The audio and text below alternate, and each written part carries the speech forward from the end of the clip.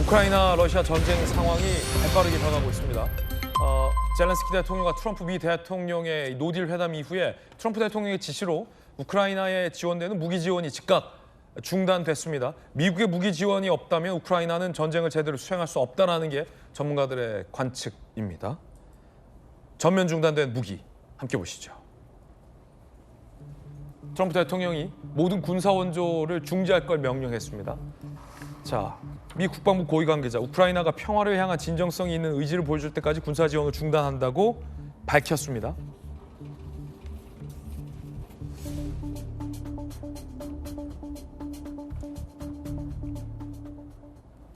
사실은 지금 김용주 의원님, 네. 뭐 외교안보 전문가시긴 하지만 저도 국방부를 오래 출입했잖아요. 폴란드 같은 이 유럽의 제3국, 그러니까 전쟁의 당사자가 아닌 우크라이나와 가까운 폴란드 등에 미국이 지원해준 무기가 우크라이나에 투입될 것을 대기하고 있었고, 이것이 제가 어제 뉴욕타임스 보도를 봤는데 한 4조 원가량 된다. 네. 당장의 탄약이나 미사일 같은 무기가 4조 원치가 지금 우크라이나에 투입되기를 대기하고 있었는데 그것이 지금 일시 중단됐다. 한 통계에 따르면 우크라이나를 돕는 서방 세계의 지원 중에서 미국이 차지하는 비율이 52% 정도 네. 차지된다. 근데 이게 즉각적으로 끊긴다면 제가 궁금한 건 우크라이나는 이 전쟁을 수행할 능력이 되는 거 있습니까? 수행할 수 있습니까? 실제로 이제 트럼프 대통령이 비난한 것, 이 영국을 비롯해서 EU에 비난한 게 방금 앵커가 말한 대로 결과적으로는 EU 통틀어서 29%밖에 지원을 안 해. 전체 지원 유럽이요? 수 중에서 유럽이 이제 그런 면에서 실제로 보면 미국은 실제 돈으로 96조 거의 지금 기다리고 있는 4조 포함하면 100조를 지원했는데 비하면 사실은 턱없이 모자라고. 그렇군요. 또 영국 같은 경우는 실제적으로 돈을 빌려주는 형태가 더 많아요. 실제 지원보다는. 이제 그런 측면에서 트럼프가 이렇게 비판을 하고 있는 거고, 특히 스타링크라고 아시다시피 지금 우크라이나 같은 경우는 사실은 드론전을 많이 하지 않습니까? 이제 그런 부분에 대해서 만약에 그러한 그 스타링크를 끊었을 경우에 결과적으로 드론전 같은 엄밀한 표적 사격이 불가능해집니다. 우크라이나가요? 예. 그리고 또 하나는 제일 중요한 문제는 우리가 간과하고 있는 것은 전세입니다. 현재 지금 우크라이나 전쟁이 거의 러시아가 압도적 우세를 하고 밀고 들어가는 형국입니다. 그렇기 때문에 하루 이틀까지 2, 3일까지 더 기다린다, 늦게 한다는 것 자체가 계속적으로 더 우크라이나를 힘들게 하는 지경이기 때문에 지금 돈줄을 차단하고 무기를 차단했을 때는 더 우크라이나가 어려운 형국에 빠진다라는 거거든요. 지금 스타링크를 끊으면 영국산으로 바꾼다고 하지만 실제로 스타링크 같은 정확한 표적을 하기 어려워요. 그렇군요. 그리고 실제적으로 영국과 뭐 유럽이 뭐 무기를 대준다 하지만 실제 무기가 없습니다. 탄환이. 결과적으로 최종적으로 우리나라한테 손을 다시 벌려서 사간다고 하면 우리가 손해를 보는 것은 아니겠습니다만 현재 하루 이틀이 급한 우크라이나한테 실질적인 도움이 될 수는 없다. 그렇기 때문에 결과적으로는 젤렌스키는 다시 한번 굴욕감이 들더라도 소위 트럼프 대통령한테 무릎을 꿇어야 되지 않나 그렇게 보여집니다.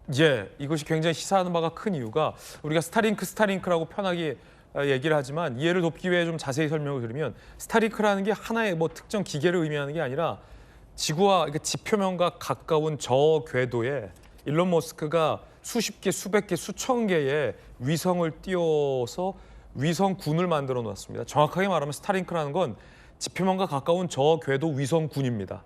이 저 궤도 위성군이 이 지표면을 샅샅이 주고받고 인터넷과 통신, 위치 정보 서비스를 실시간으로 가능케 해서 사실은 전쟁 시에 지표면에 세워져 있는 통신 기지국이 파괴돼도 저 궤도에 떠 있는 위성군이 지표면에 있는 이 기지국보다 더 고도의 통신과 인터넷과 이 위성 정보를 전달하게끔 해서 우크라이나 입장에서는 이 정확한 GPS 정보와 인터넷 통신이 필요해서 그걸 전제로 한 이 드론 공격이 지금까지 가능했었는데 이게 지금 무력화된다라는 것도 전문가들은 경고를 하고 있는 그런 상황입니다.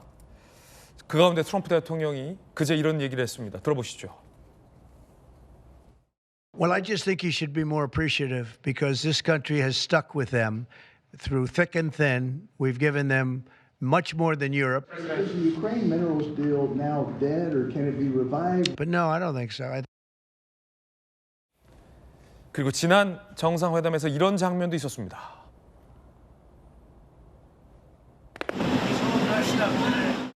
Question for President Zelensky. Do you ever? Why don't you wear a suit? You're at the highest. Why don't you wear a suit? You're at the highest level. A suit. Just want to see if you do. You own a suit? Yeah, problems. A lot of Americans have problems with you not Really? respecting I the don't have dignity of this such- office. I will wear costume. 자, 이를 두고 전문가들 사이에 해석도 많은데 김영주 의원님, 네. 일각의 해석은 미국이 러시아가 침략한 이 침략 전쟁을 어떻게 러시아 편을 들어서 우크라이나의 지원을 끝낼 수 있냐라는 비판적인 여론도 있고요. 또 하나의 시선은 미국이 지금까지 100조 원가량의 무기를 지원하면서 우크라이나를 도왔는데 결국 냉정한 판단, 우크라이나가 이 전쟁을 이길 수 없다라는 냉정한 판단 하에 양쪽의 군사력이 생명을 잃게 하는 최악의 상황으로 미국이 지속할 수는 없다라는 냉철한 판단을 했다. 도의적, 도덕적으로는 굉장히 아쉬울 수 있지만 국제사회의 어떤 힘의 논리가 원래 이런 것이다. 뭐 이런 시각, 이 두 가지 양가적인 입장이 있거든요. 김영주 의원님 어떻게 보세요? 그리고 어쨌든 뭐 기본적으로는 트럼프는 원래 미국이 갖고 있는 불개입주의, 대서양 지역에 대한 그것으로서의 회기를 갖고 있지 않느냐는 생각이 들고요. 이제 그런 의미에서 유럽이 자강론을 내세워야 되는데 자강론을 내세울 만한 힘이 있느냐, 이제 그런 부분이고, 지금 화면에 나온 것은 말하자면 젤렌스키가 옷을 제대로 입지 않은 것에 대해서 또 우크라이나 측에서 그런 지적을 받은 것에 대한 얘기를 하고 있는 것입니다. 사실은 우크라이나 사람들도 제대로 된 옷을 입을 수 있다. 그러나 전쟁 기간 동안에 정장을 할 수 없다. 지금 이 장면이 왜 나오냐 하면 사실은 트럼프가 아주 디테일하게 짜놓은 각색이거든요. 그런 질문조차도. 이제 그런 부분에 대해서 면박을 주면서 자기 국가의 권익을 가져오는 그런 과정이 있는 것이라고 보여지고요. 이제 그런 의미에서 한편으로 보면 결과적으로 우크라이나 강물에 대한 사실 약소국의 입장이 어렵다는 게 영국과 프랑스 그리고 미국의 국제 금융 간의 싸움입니다. 어떤 면에서. 그런 면에서 이것이 서로 간에 내가 더 많이 지원했기 때문에 내 것이다 라고 하는 것이 강물 협정이고, 그런 부분에 대해서 그동안에 투자해왔던 영국 또 프랑스의 어떤 투자자들의 입장은 그게 반하는 것이죠. 그렇기 때문에 지금 미국 같은 경우는 나토에서도 떠나겠다라는 입장을 취할 거고, 트럼프 대통령이 지금 현재 네오콘을 다 색출을 해서 뽑아내고 있고, 또 그런 전쟁 지원 기관에 대한 예산 삭감까지 나아가는 아주 철저한 그런 계획을 추진하고 있다. 그런 의미에서 우리가 어떤 입장을 취해야 되는 것도 상당히 곤혹스러운 부분이 아닌가 그렇게 보여집니다. 예. 또 하나의 시사하는 바는 자국의 국방은 다른 나라에 의존해서 안 된다라는 원칙을 다시 한번 되새기가는 장면이 아닌가라는 생각이 듭니다. 우리나라에도 시사하는 바가 있을 것 같습니다. 저희들은 6조 광고 보고 돌아오겠습니다. 잠시 후에 뵙죠.